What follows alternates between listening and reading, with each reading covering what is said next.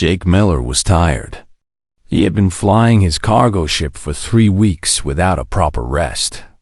His old vessel, the Dusty Horizon, needed repairs badly. The engine made strange sounds, and the navigation system kept showing wrong directions. He had no choice but to stop at Nexus Station. Nexus Station was a massive space station floating in the outer rim of the galaxy. It was a place where traders, travelers, and criminals all mixed together. The upper levels were clean and safe, with shops and restaurants and comfortable hotels. But the lower levels were different. Down there, station security never went. Down there, bad things happened in the shadows. Jake docked his ship on level 47. It was not the worst area, but it was far from the best.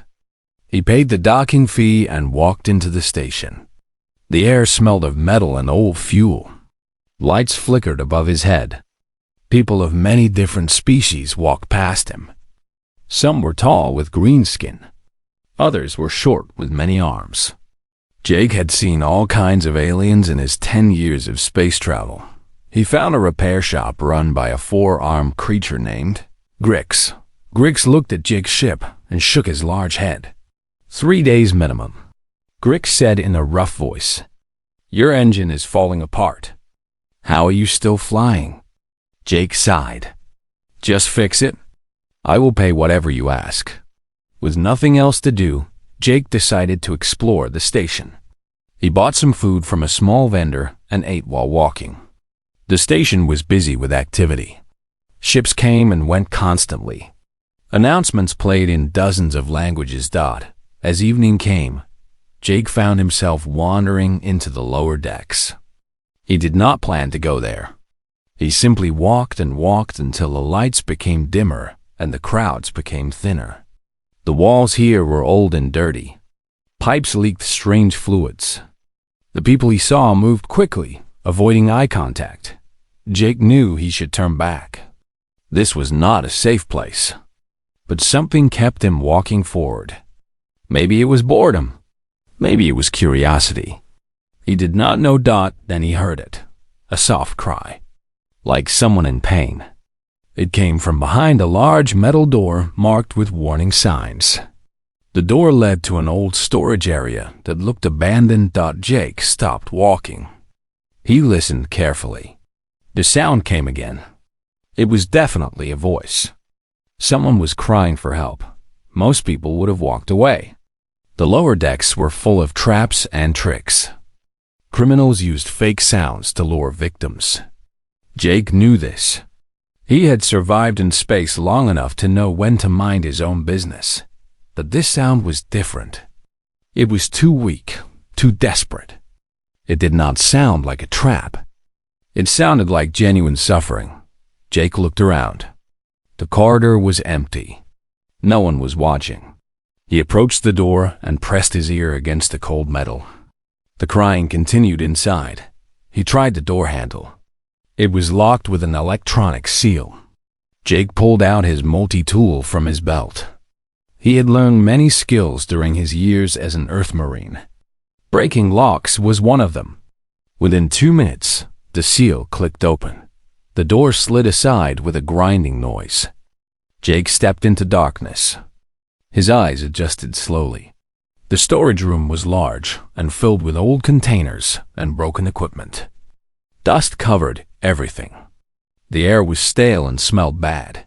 The crying had stopped. Whoever was inside had heard him enter. "Hello?" Jake called out softly. "I am not going to hurt you."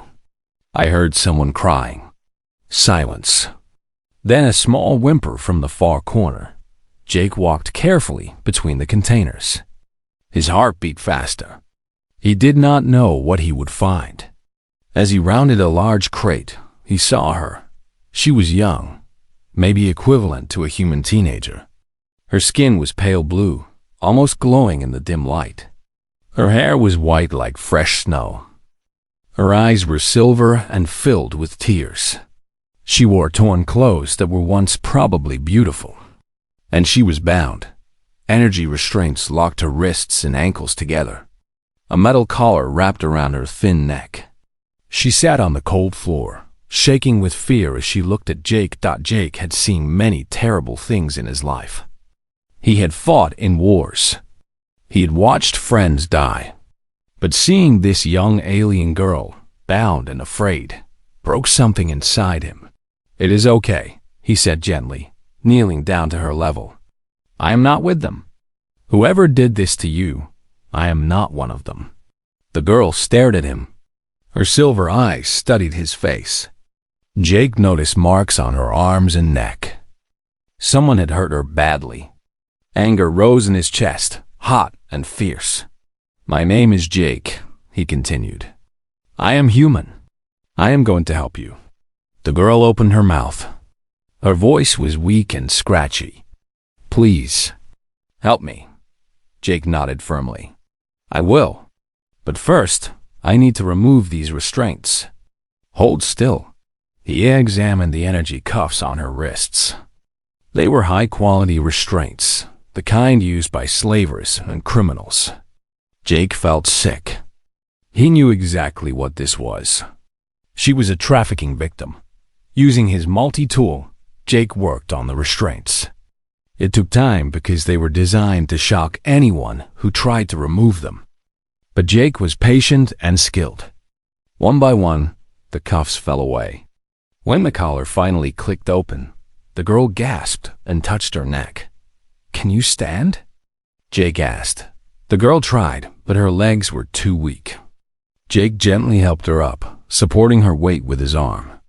She was light, almost weightless. Her skin felt cool against his. "What is your name?" Jake asked. "Lyra," she whispered. "My name is Lyra." "Lyra," Jake repeated. "That is a nice name. Lyra, I am going to get you out of here.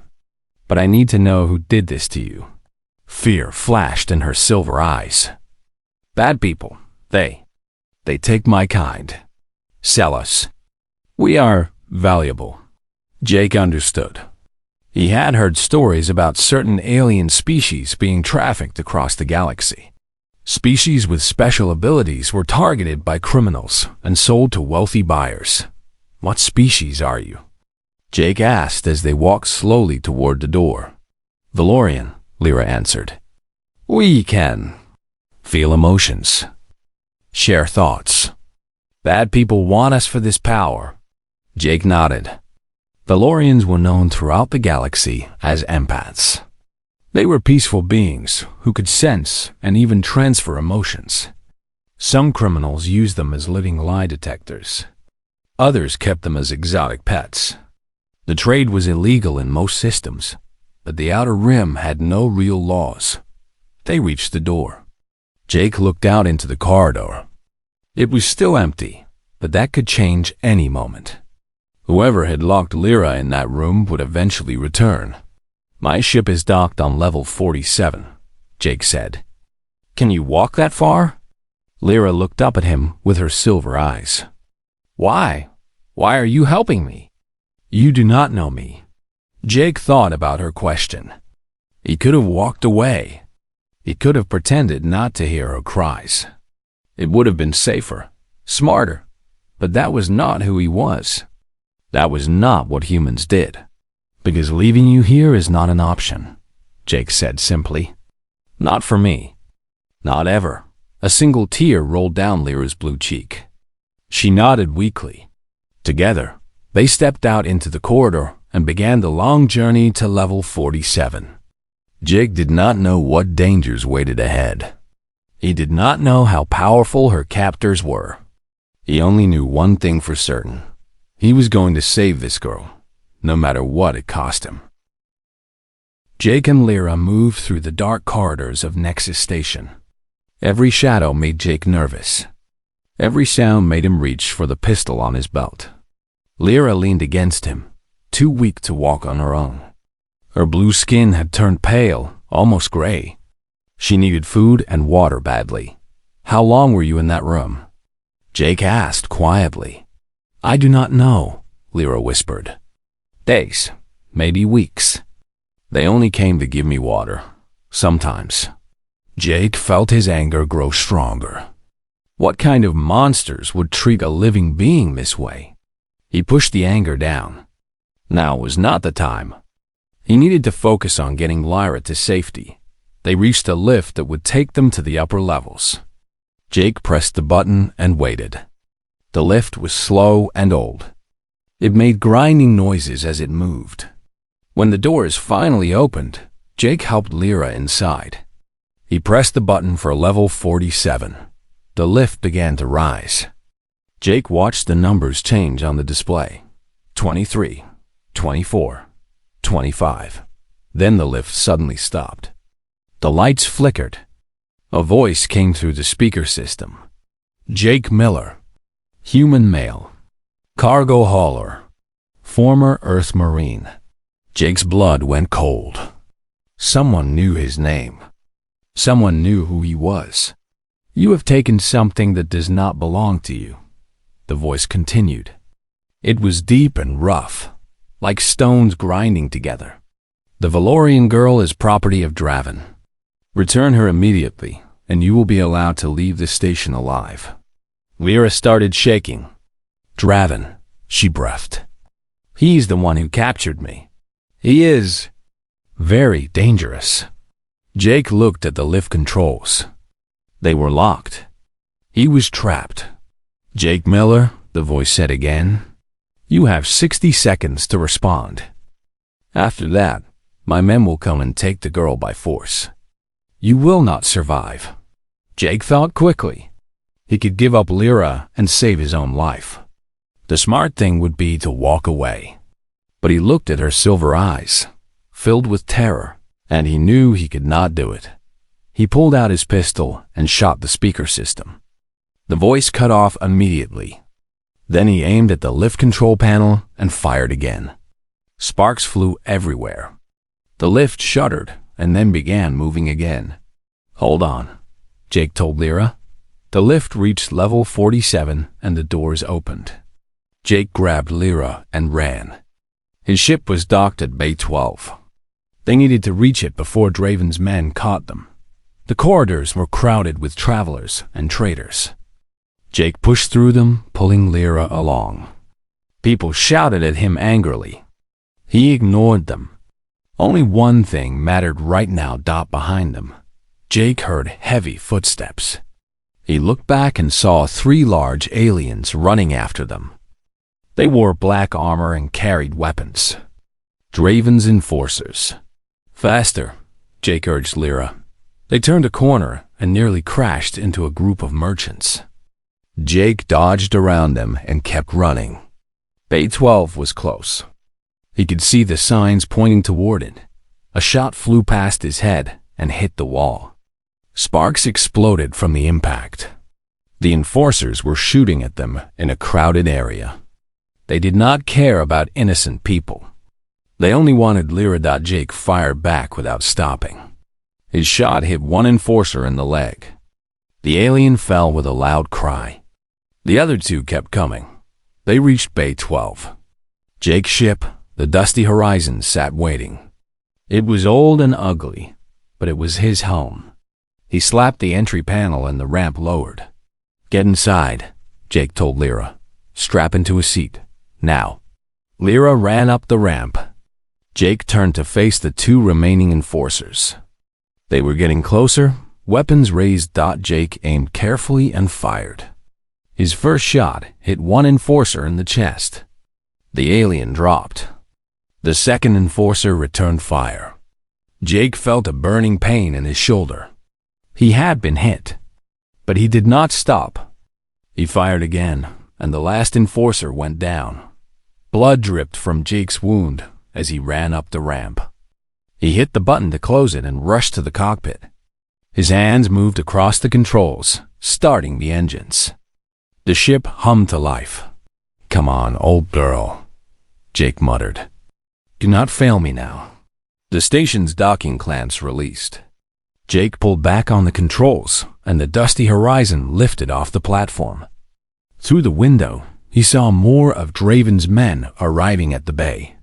They were too late. Jake pushed the throttle forward. The ship shot out of the docking bay and into open space. Nexus Station grew smaller behind them, but they were not safe yet. "Warning," the ship's computer announced. "Two vessels approaching from behind. They are armed." Jake looked at the sensors. Two fast attack ships were chasing them. Draven was not giving up easily. "Lyra, hold on tight," Jake called back. He pushed the ship harder. The engine screamed in protest. The dusty horizon was not built for speed. It was a cargo hauler, slow and heavy. The attack ships were gaining on them. Weapons fire streaked past the window. The ship shook as a shot grazed the hull. Shields at 60%. The computer reported. Jake needed to think. He could not outrun them. He could not outfight them. His ship had only basic weapons. But he knew these space lanes. He had traveled them for years. Ahead was an asteroid field. Most pilots avoided it because the rocks were thick and dangerous. But Jake was not most pilots. He turned the ship toward the field. The attack ships followed. "What are you doing?" Lyra asked from behind him. Her voice was scared. "Trust me," Jake said. They entered the asteroid field. Huge rocks tumbled through space all around them. Jake flew between them, over them, under them. His hands moved quickly on the controls. One mistake would mean death. The attack ships followed at first. But they were not as skilled as Jake. One ship clipped an asteroid and exploded in a ball of fire. The other ship slowed down, afraid to continue. Jake kept flying, deeper and deeper into the field. The remaining attack ship eventually turned back. It could not follow any further. When they finally emerged on the other side, Jake let out a long breath. His hands were shaking. His shoulder burned with pain from his wound. But they were alive. "We made it," Jake said. He set the ship to autopilot and went to check on Lyra. She was strapped into a seat, her silver eyes wide with shock. "You saved me," she said softly. "You could have given me to them, but you saved me." Jake sat down across from her. "I told you I would, but you are hurt." Jake looked at his shoulder. The wound was not serious, but it was bleeding steadily. He grabbed a medical kit from a nearby compartment and began treating himself. "Why did they want you so badly?" Jake asked. "Draven sent 2 ships after us. You must be very valuable to him." Lyra looked down at her hands. "I am special among my people. My empathic abilities are stronger than most." Draven planned to sell me to a crime lord who wanted a perfect lie detector. Someone who could read minds during negotiations. Jake nodded slowly. "How did they capture you?" "My ship was attacked while I traveled to visit my family. Everyone else was killed. Only I was taken alive." Tears formed in her silver eyes. "My parents do not know if I am alive or dead." Jake finished bandaging his wound. He leaned forward and looked into Lyra's eyes. "We will figure this out. I promise. But first, I need to repair my ship. That chase damaged the engines badly. We need to find a safe place to land. Where can we go?" "Draven has power everywhere." Jake thought for a moment. There was one place. An old mining colony on a small moon. He knew someone there. Someone who owed him a favor. "I know a place," Jake said. "It is not much, but we will be safe there for a while." He returned to the cockpit and set a course for the mining colony. It would take 12 hours to reach. Jake hoped his damaged ship would last that long.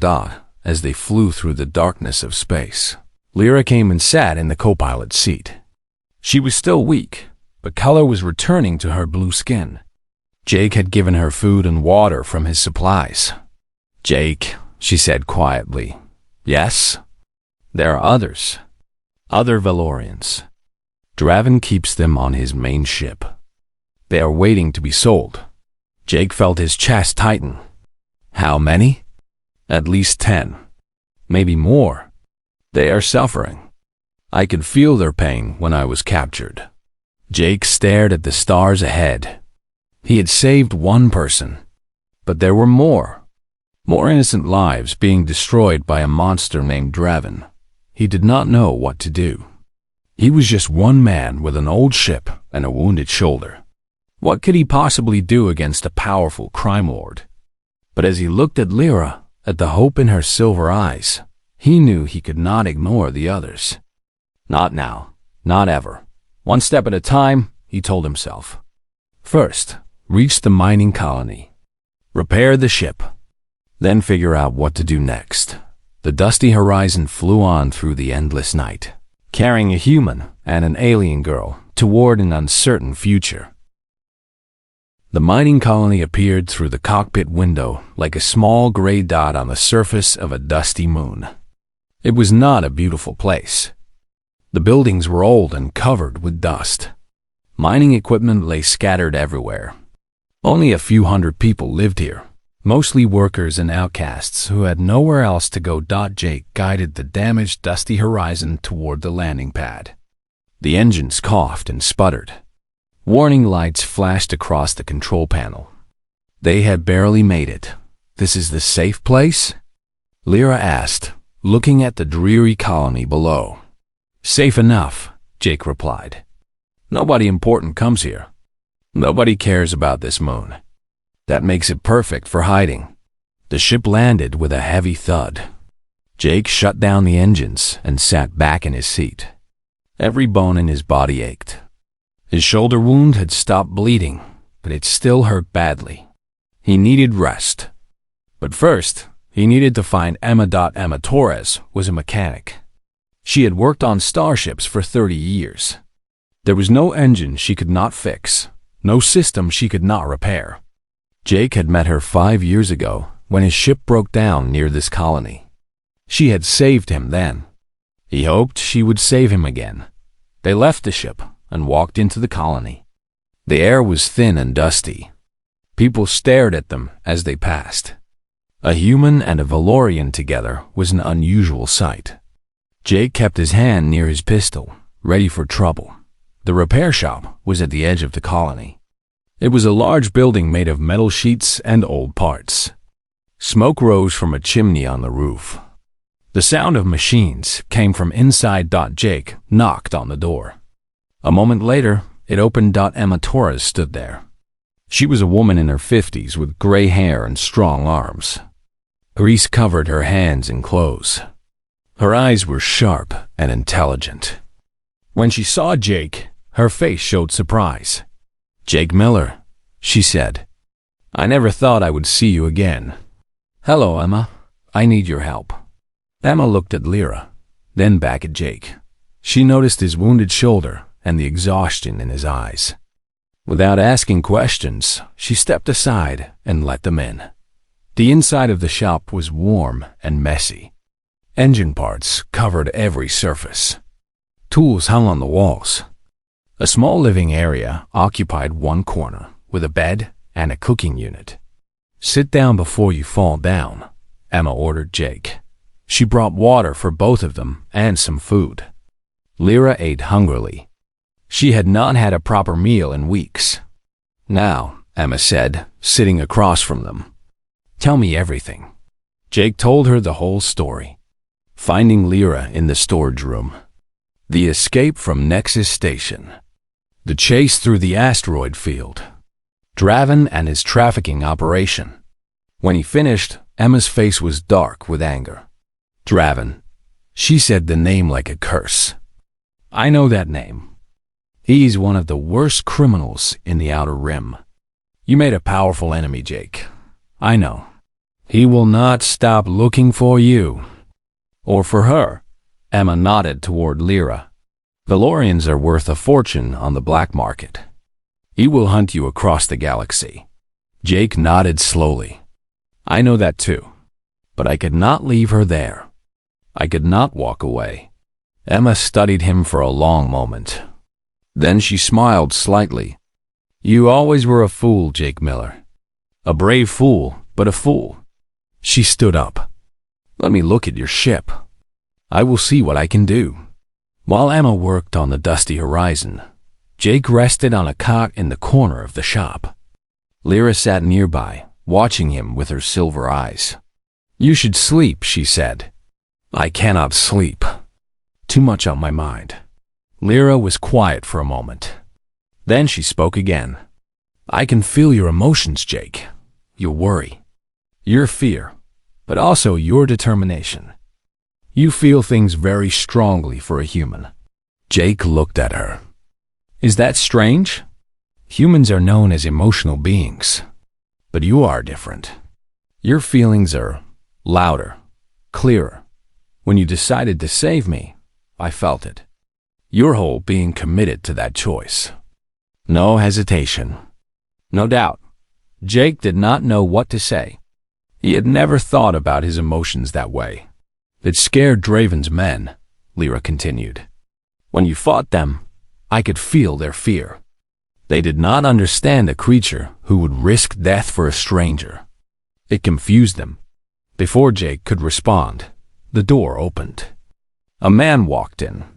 He was old, maybe 60 or 70 years. His hair was white, his face lined with wrinkles, but his eyes were bright and alert. He carried himself like a soldier. "Emma," the man called out. "Whose ship is that outside? It looks like it went through a war." Emma came in from the back, wiping her hands on a rag.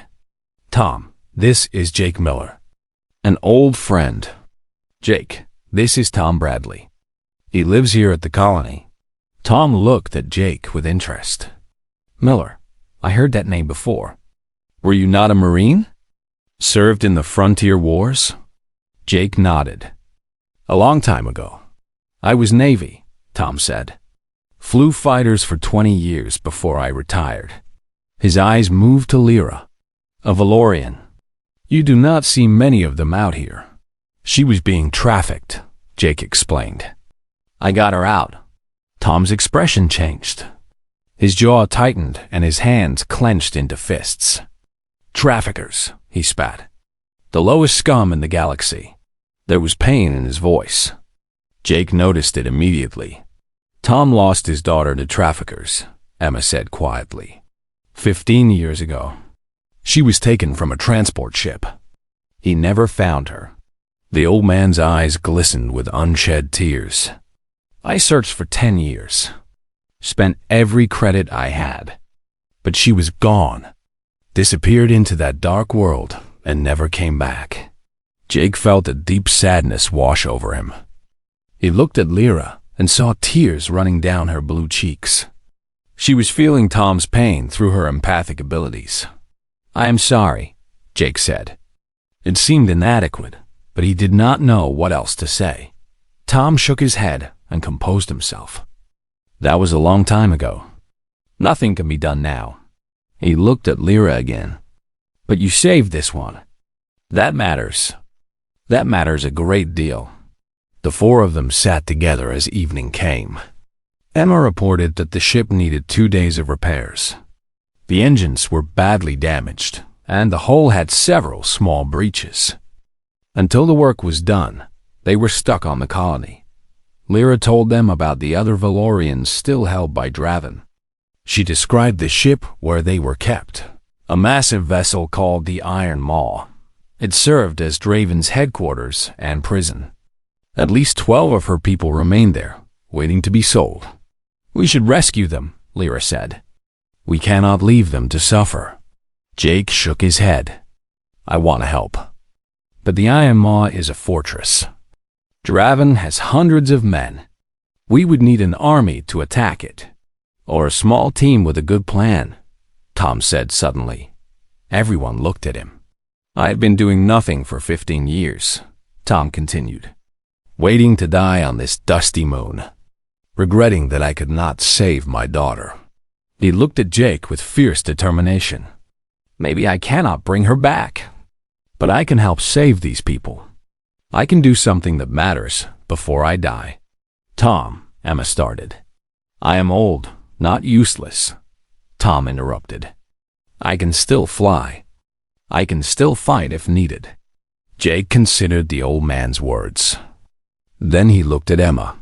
"What about you?" Emma laughed. "Someone has to keep that rust bucket of yours running." and I have not had a real adventure in 20 years. She grinned. Count me in. Jake looked at his unlikely team.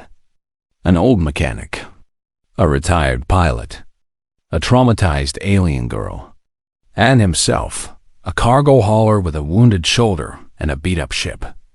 They were going to attack one of the most dangerous criminals in the Outer Rim. It was madness. It was suicide. It was the right thing to do. Okay, Jake said finally. Let us make a plan. Over the next 2 days, they worked together. Emma repaired the ship while the others gathered information about the Iron Maw. Tom knew people who knew people. Smugglers and traders who had seen Draven's ship. Slowly, they built a picture of their target. The Iron Maw was a converted military cruiser. It had heavy weapons and strong shields. But it also had weaknesses. The security grid ran on an old system that could be hacked. The rear docking bay was less guarded than the front. And Draven himself was arrogant. He did not expect anyone to attack him. When the dusty horizon was finally ready, the team gathered in the cockpit. Outside the window, stars sparkled in the black sky. This is it, Jake said. Last chance to back out. Nobody moved. Nobody spoke. They were committed. Jake smiled and started the engines. Then let us go save some people. The ship lifted off from the dusty moon and flew toward the darkness of space. Toward danger. Toward the Iron Maw. Toward whatever fate awaited them. The Iron Maw hung in space like a metal beast waiting for prey. It was massive. Dark gray armor covered its surface. Weapons pointed in every direction. Small ships flew around it like insects around a hive.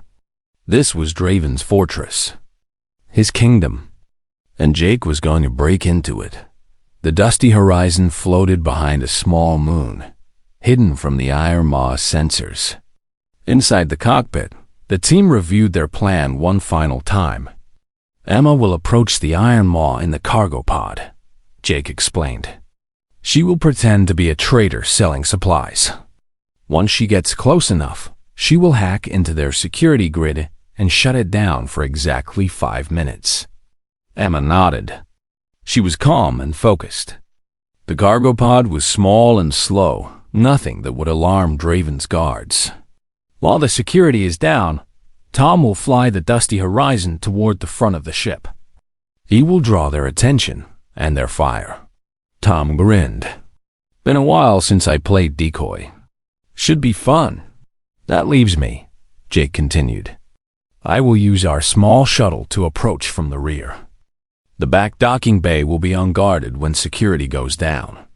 I get in, find the prisoners, and get them to the escape pods. What about Draven? Lyra asked. Her silver eyes were worried. I avoid him if possible. Fight him if necessary. The priority is saving the prisoners. Lyra reached out and touched Jake's hand. Her blue fingers were cold. Be careful. Draven is not like his men. He is stronger, crueler. He enjoys causing pain. Jake squeezed her hand gently. I will come back. I promise. They separated into their vessels. Emma took the cargo pod. Tom stayed on the dusty horizon. Jake climbed into the small shuttle with a bag of weapons and equipment. Lyra stayed on the main ship with Tom. She was still too weak to fight, but she could help monitor communications. The plan began. Emma's cargo pod moved slowly toward the Iron Maw. Jake watched on his screen as she approached the massive ship. His heart beat faster with each passing second. Cargo vessel, identify yourself. A harsh voice crackled over the radio. This is Merchant Vessel Delta 7, Emma replied calmly. Carrying food supplies and medical equipment. Requesting permission to dock and trade.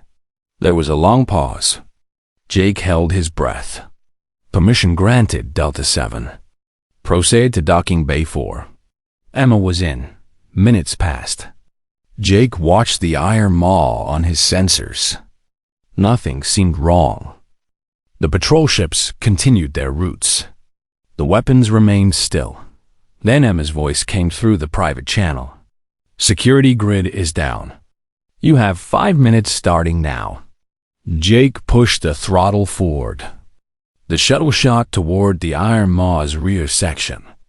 At the same time, Tom moved the dusty horizon toward the front.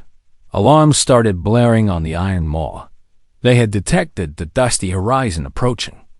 Weapons turned toward it. Small fighter ships launched to intercept. I have their attention, Tom reported.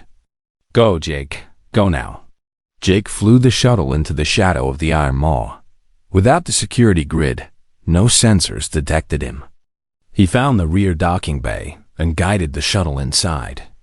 The landing was rough, but he made it. He grabbed his bag and jumped out. The docking bay was empty. Everyone had been called to deal with the threat at the front of the ship. Jake ran. He knew the layout from their intelligence gathering. The prison section was 3 levels down. He had less than 4 minutes now. The corridors were dark and dirty. The Iron Maw was an ugly ship, built for function, not comfort.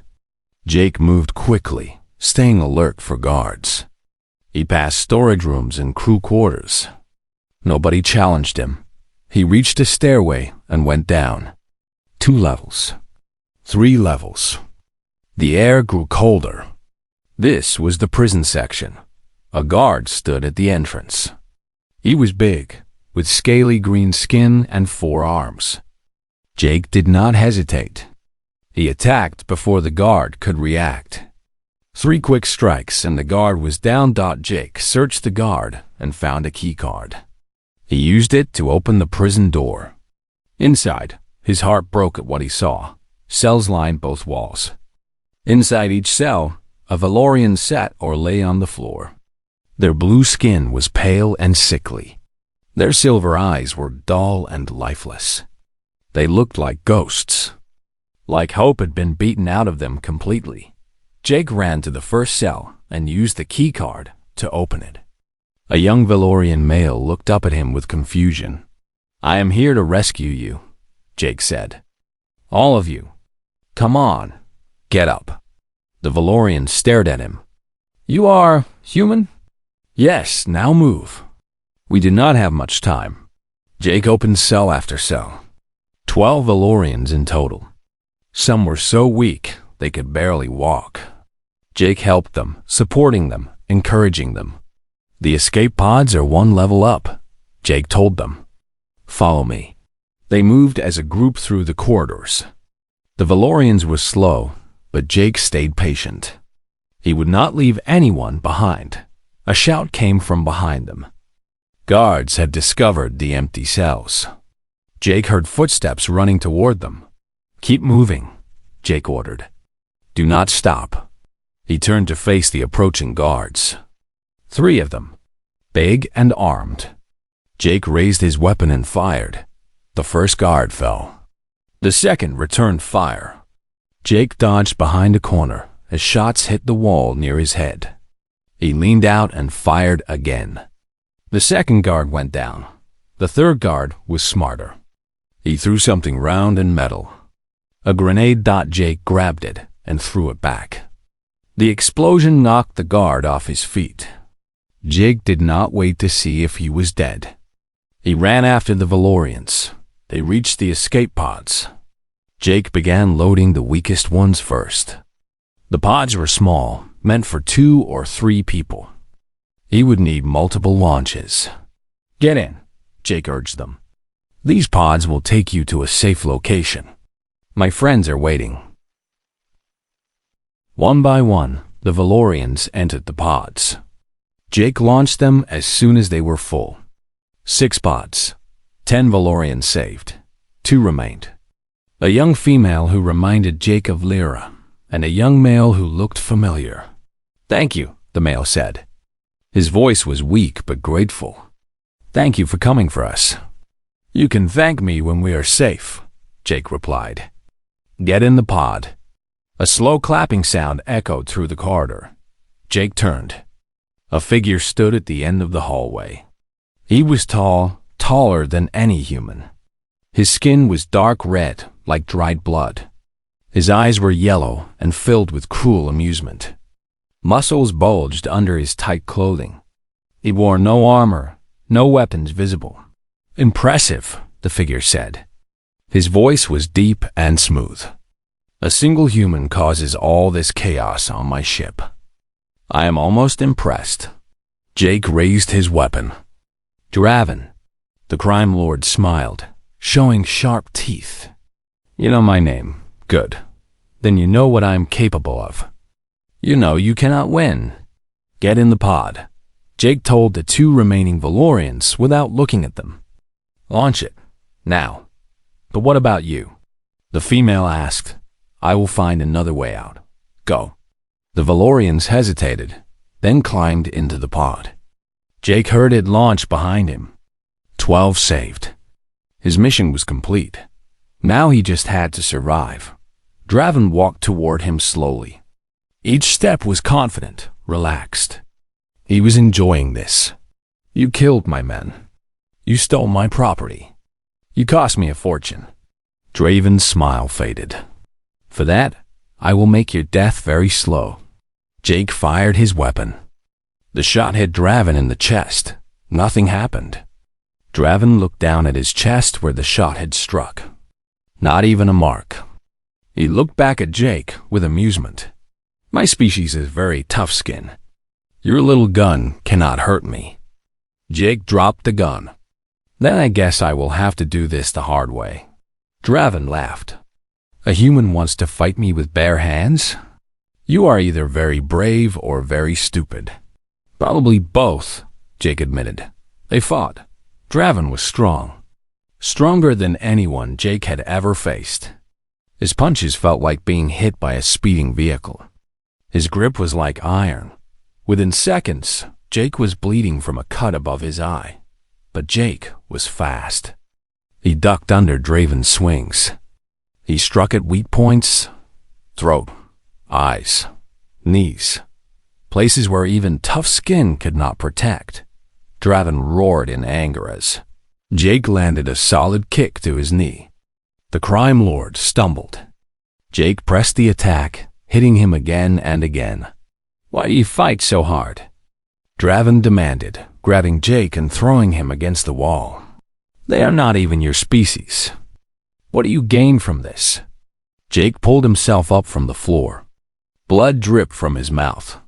His ribs screamed with pain. But he smiled. "You would not understand," Jake said. "Your kind never does." He attacked again. The fight continued. Both combatants grew tired and bloody.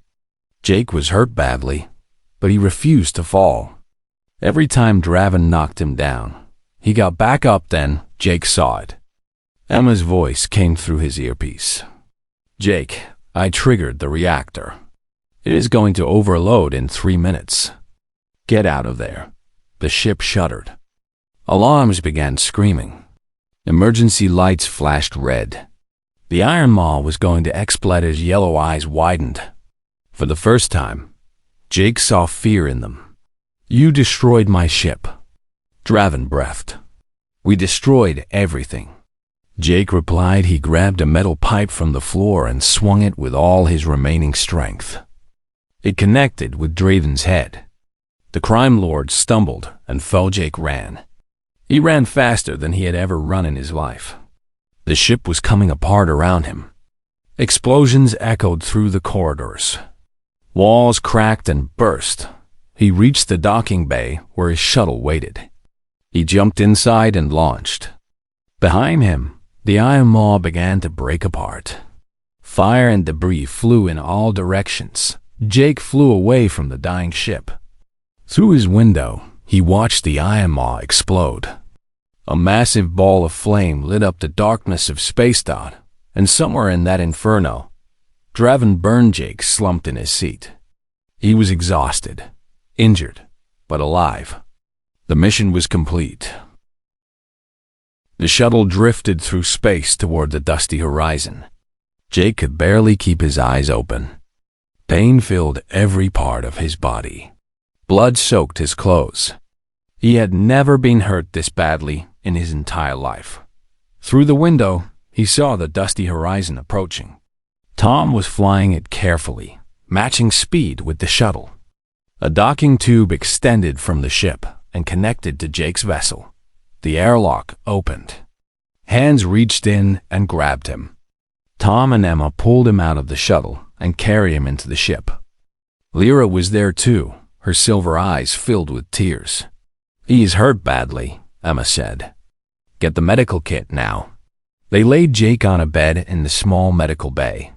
Emma worked quickly, cleaning his wounds and bandaging the worst cuts. Tom connected him to a machine that monitored his heart and breathing. Lyra sat beside him and held his hand. Her blue fingers wrapped around his. Jake felt warmth spreading through his body. It was a strange sensation, like being wrapped in a soft blanket on a cold night. "What are you doing?" he asked weakly. "Healing you," Lyra whispered. "My people can share energy, share life. It is not much, but it will help." Jake wanted to tell her to stop, to save her strength. But he was too tired to speak. He closed his eyes and let the warmth carry him into sleep. When he woke up, hours had passed. The ship was quiet. Through the window, he could see they were in deep space, far from the remains of the Iron Maw. His body still hurt, but the pain was less. He could move without screaming. Emma sat nearby, watching him. When she saw his eyes open, she smiled. "Welcome back to the living. How long was I out?" Jake asked. "About 8 hours. You needed it. That fight with Draven nearly killed you." Jake sat up slowly. His ribs protested, but he ignored them. "The Valorians? The ones we rescued? All safe. We collected all the escape pods. They are on a transport ship now, heading to a neutral world where their people will pick them up." Emma's smile grew wider. "You did it, Jake. You saved them all." Relief washed over Jake. 12 lives saved. 12 people who would go home to their families instead of being sold like property. It was worth every bruise, every broken bone, every drop of blood. The door opened and Lyra walked in. She looked better than before. Color had returned to her blue skin. Her silver eyes were bright again. When she saw Jake awake, her face lit up with joy. "Jake," she breathed. She rushed to his side and took his hand. "You survived. I was so worried. Takes more than one crime lord to kill me," Jake joked weakly. Lyra laughed. It was a beautiful sound, like music. Jake realized he had never heard her laugh before. She had been too afraid, too broken. Now she was healing. "I have to tell you something," Lyra said. Her expression became serious. "Among the prisoners we saved, there was someone special. Someone I thought was dead." Jake looked at her with confusion. "My brother," Lyra continued. "His name is Kai. We were separated when the traffickers attacked our ship. I saw him fall during the fighting. I thought..." Her voice broke. Tears rolled down her cheeks.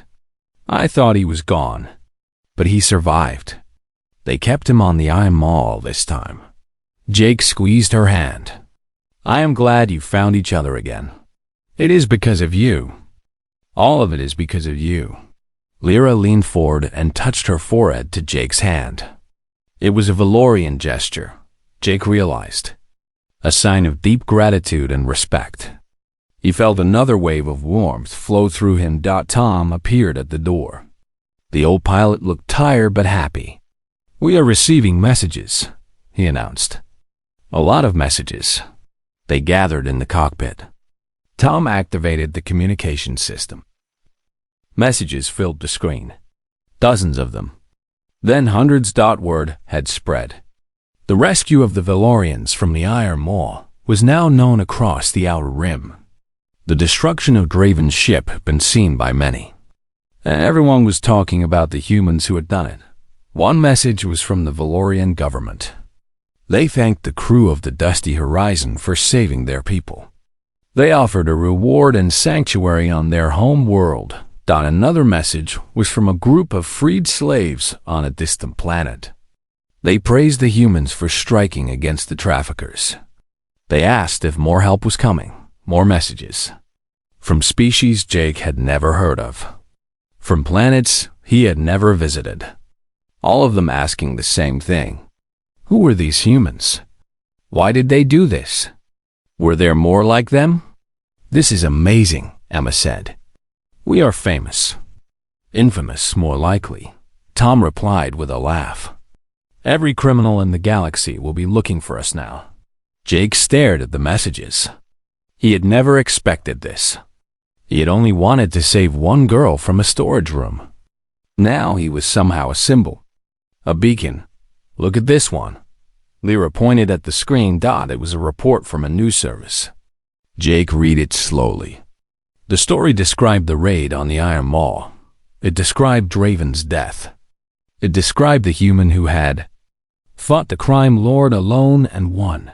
But the last paragraph caught Jake's attention. Sources report that several trafficking operations in the Outer Rim have shut down.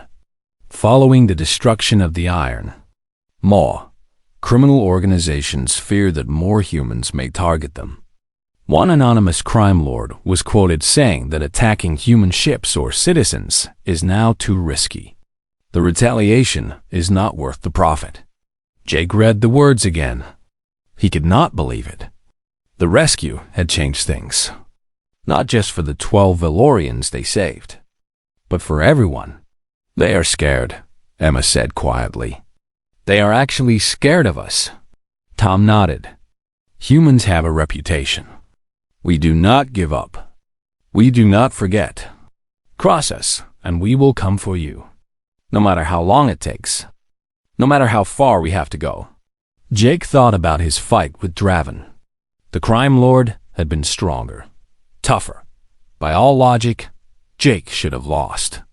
But he had won. Not because of strength or speed, but because he refused to stop. He refused to surrender. He kept getting up again and again until the enemy fell. That was what made humans dangerous. Not their weapons. Not their technology. Their spirit. Lyra moved to stand beside Jake. She looked at him with her silver eyes, and he felt her emotions through their connection. Gratitude, respect, and something else. Something deeper. Among my people, Lyra said, there is an old saying. The brightest stars burn with borrowed fire. It means that the greatest heroes draw their strength from others. From the people they love and protect. She smiled. You burn very bright, Jake Miller. And I think I understand where your fire comes from. Jake looked at his crew. Emma, the mechanic who had given up her safe life to join a crazy mission. Tom, the old pilot who had found purpose again after 15 years of grief. Lyra, the alien girl who had survived torture and captivity and still found hope. They were his fire, his reason to fight, his reason to keep getting up. The future was uncertain. Draven was dead, but there were other criminals, other traffickers, other monsters who preyed on the weak. The fight was far from over, but Jake was not afraid. He had proven something today. One human could make a difference. A small group of friends could change the galaxy. He looked out at the stars. Billions of them, scattered across the endless darkness. Somewhere out there, people were suffering. People were waiting for help. So what do we do now? Emma asked. Jake smiled. We keep going. We find others who need help. We make sure Draven's fate becomes a warning to everyone like him. Tom laughed. You want to become vigilantes? Space heroes fighting crime across the galaxy? Something like that. Lyra squeezed Jake's hand. Then I will stay with you. I owe you my life. I owe you my brother's life. Until that debt is paid, I will be by your side. Same here, Emma said. This is the most alive I have felt in years. Tom nodded slowly. I spent too long running from the past. Time to face the future. He grinned. Besides, someone has to keep you young people out of trouble. Jake looked at his crew. His family. They had come together by chance, brought together by tragedy and kindness. Now they were something more. They were a team. A force for good in a galaxy that desperately needed one. The dusty horizon flew on through the stars. Behind them, the wreckage of the Iron Maw drifted in the void. A monument to what happened when good people stood up against evil. And across the galaxy, the story spread. The story of humans who saw cruelty and could not look away. Who risked everything for strangers. Who refused to surrender no matter the odds. Other species whispered about them. Some were amazed. Some were confused. Some were afraid. The one thing was certain. In a universe filled with darkness, humanity had shown its light. And that light would keep burning. For Lyra. For the 12 Valorians. For everyone still waiting to be saved. Jake Miller, a simple cargo hauler from Earth, had become something more. And his journey was just beginning. The stars stretched out before them, full of danger and promise. The dusty horizon pointed toward the unknown and flew forward into the night. Adventure was waiting, and humans never backed down from an adventure.